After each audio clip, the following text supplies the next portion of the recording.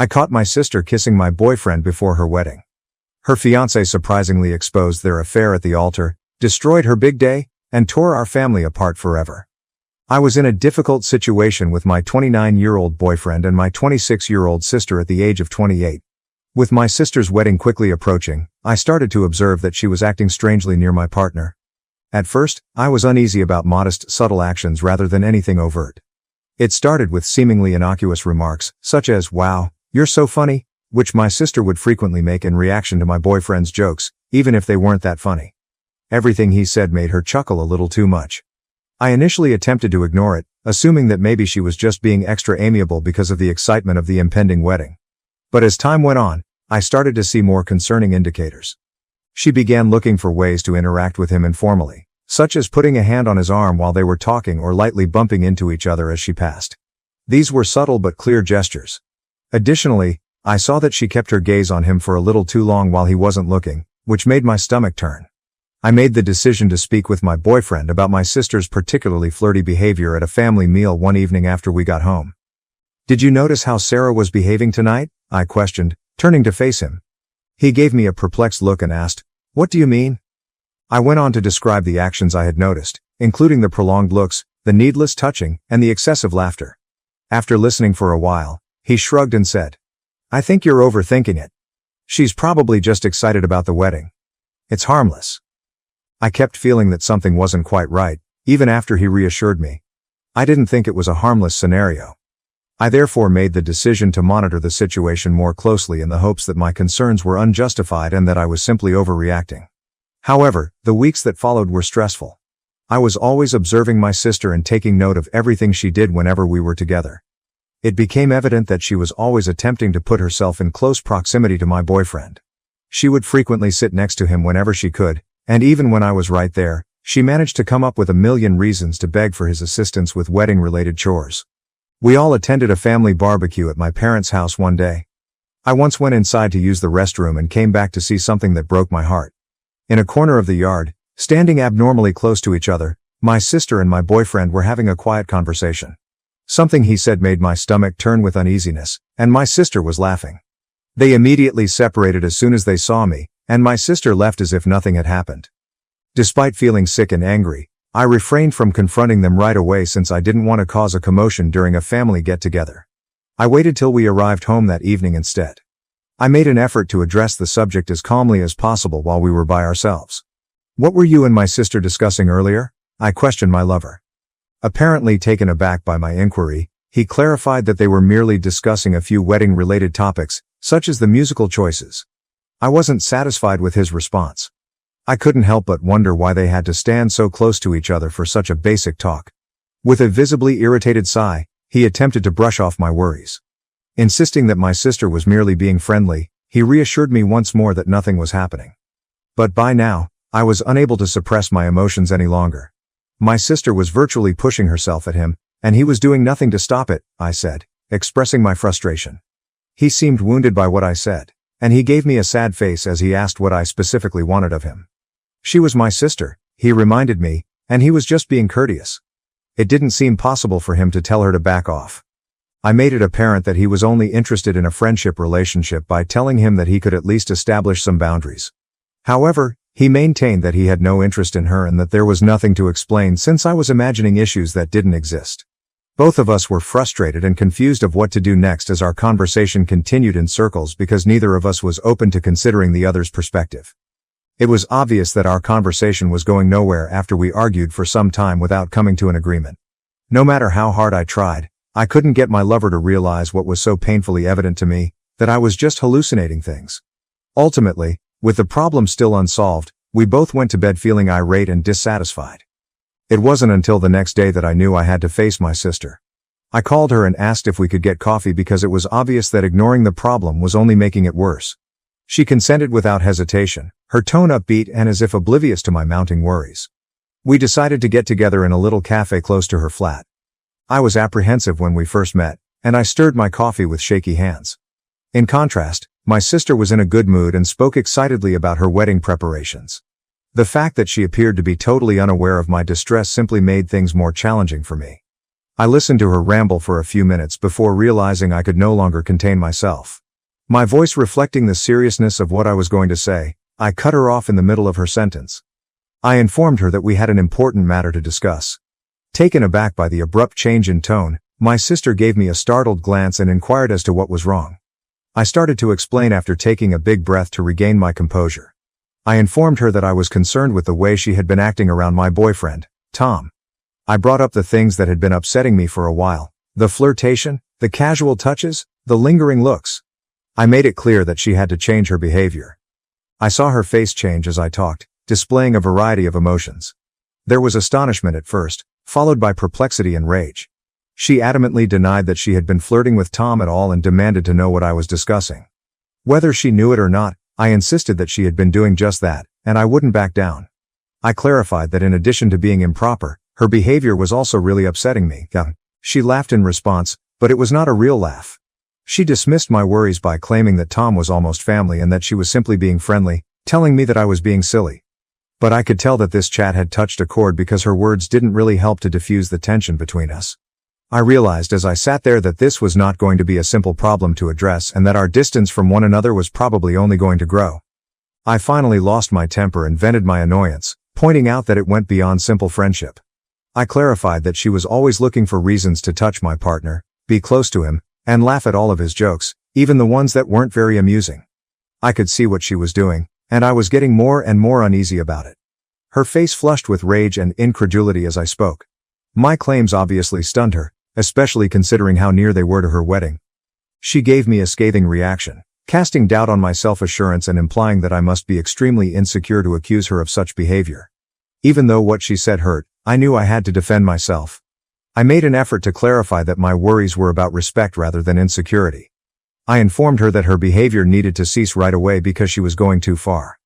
Our chat came to an abrupt halt as she got up, her chair making a loud scraping sound against the floor. She proclaimed that she would not sit there and listen to what she saw as baseless and hysterical charges. She was very clear that it was my problem, not hers, if I couldn't trust my own sister. She then bounded out of the cafe, leaving me feeling conflicted and alone. I started to doubt myself and felt terrible. Was I overreacting? Was I merely being suspicious? My boyfriend realized right away that something wasn't right when I got home. I told him about my recent talk with my sister when he asked what had happened. I could see the worry on his face deepening as I explained the specifics. After I was done, he sighed deeply and said he felt I had made a huge error. Given that Sarah's wedding was quickly approaching, he was concerned that she would suffer severe pain. I asked him if he was siding with her, feeling defensive. He stated his suspicions that Sarah had been flirting with him, but he promptly assured me that he wasn't picking sides. He felt that approaching her so directly was not the best way to handle the matter, even if she had been, which he deemed improbable. I was left feeling even more torn by his remarks, wondering if I had made the correct decision. So what was I supposed to do? Just ignore it? I asked myself as tears started to form in my eyes. My voice betrayed my sadness and irritation. My partner came over and put his arms around me tenderly after noticing how upset I was. He made the suggestion that I might have handled things better, that I might have discussed it with him more beforehand or spoken to Sarah in a less combative manner. He said he was worried that now that everything had happened, Sarah was probably angry with us both and that this may ruin her wedding, making it all feel so awkward. Overwhelmed, I withdrew from his hug and asked him a question. So this is all my fault? I had to know if he really thought I was too responsible for the state of affairs. He let out a long sigh, obviously having trouble putting it into words, and clarified that he didn't intend to hold me exclusively responsible. He did, however, believe that I might have overreacted and allowed my feelings to control me. After some time, it became clear that we would not be able to come to an agreement. Our viewpoints were obviously different, and neither of us appeared eager to fully comprehend the others. I was left alone with my whirling doubts and thoughts until he finally made the decision to go to bed. There was tension in the days that followed. My sister and I had become painfully distant since she had completely stopped talking to me.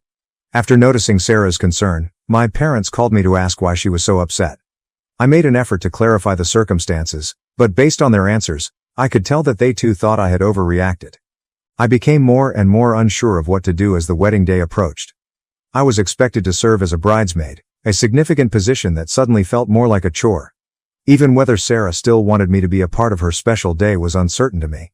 However, my boyfriend was still invited, and he proposed that we both go to demonstrate that there was no animosity.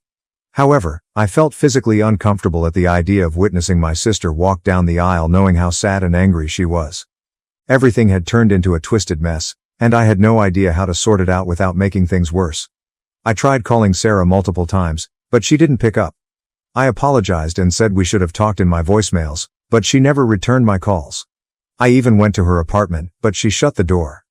The closer the wedding day got, the more anxious I became. My spouse kept telling me to let go and that everything will work itself out, but I wasn't persuaded. I dreamed that as I arrived at the wedding, everyone turned to look at me, pointing and whispering.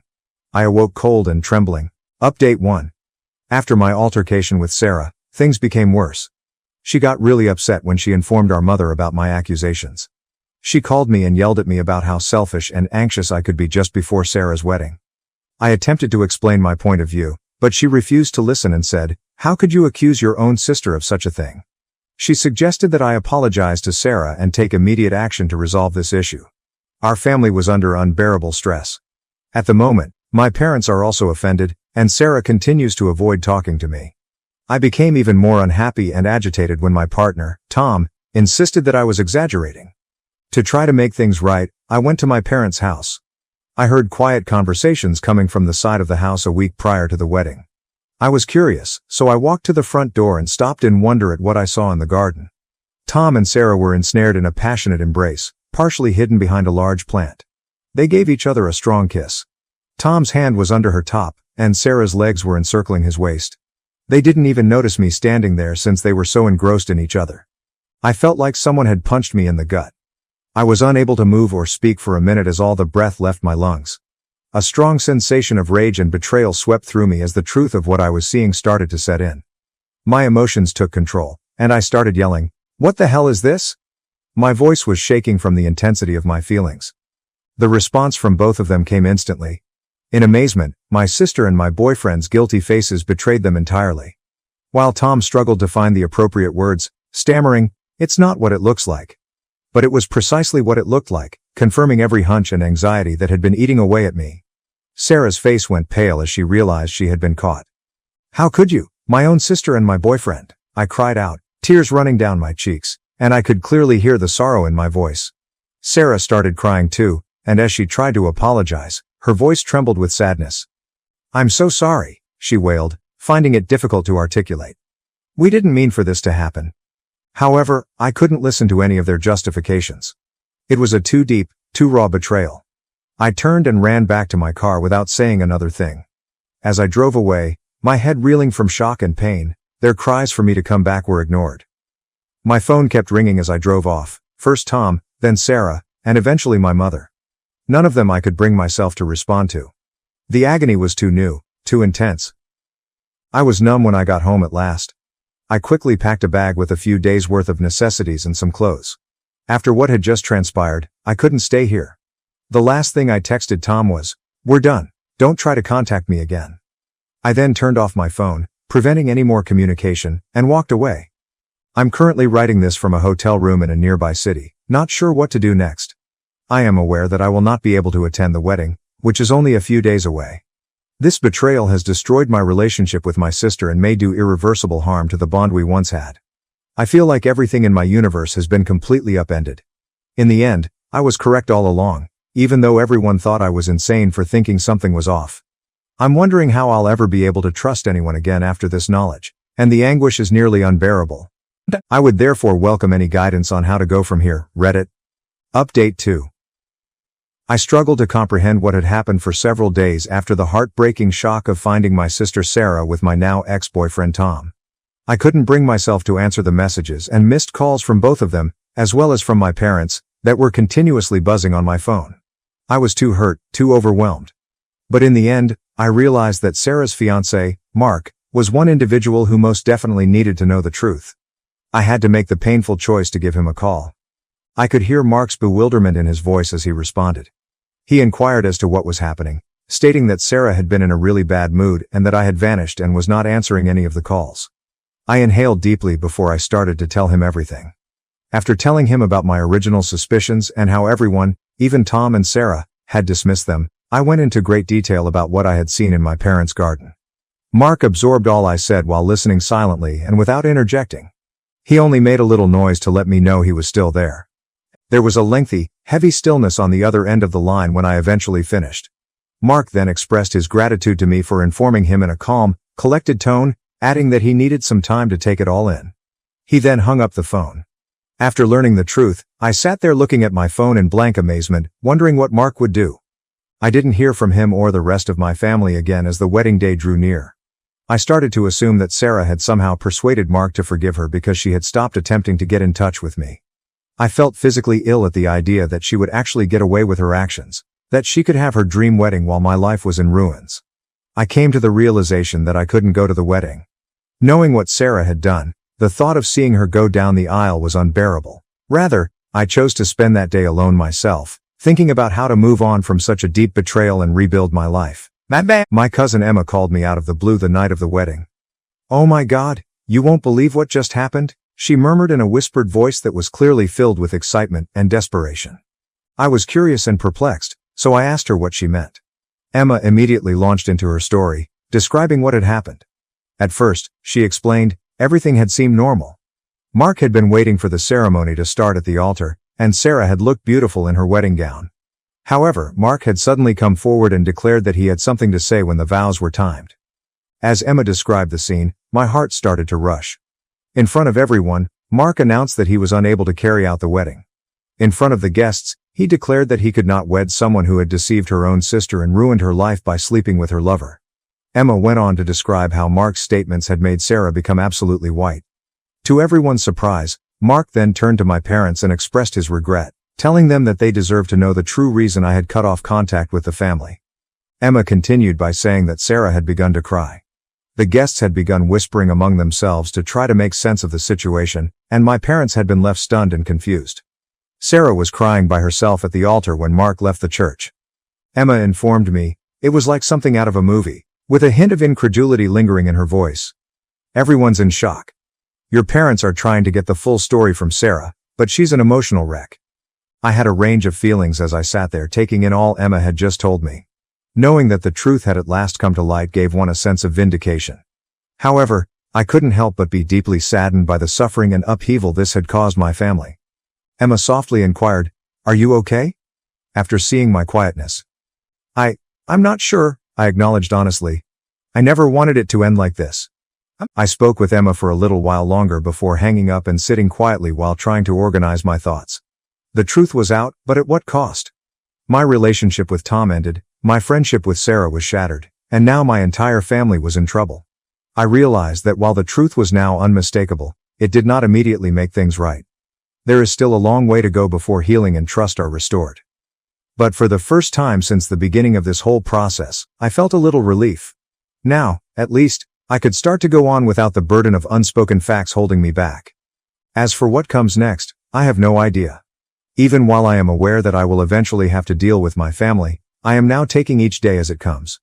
If nothing else, this experience has taught me the importance of trusting my instincts and standing up for myself, even when others doubt me.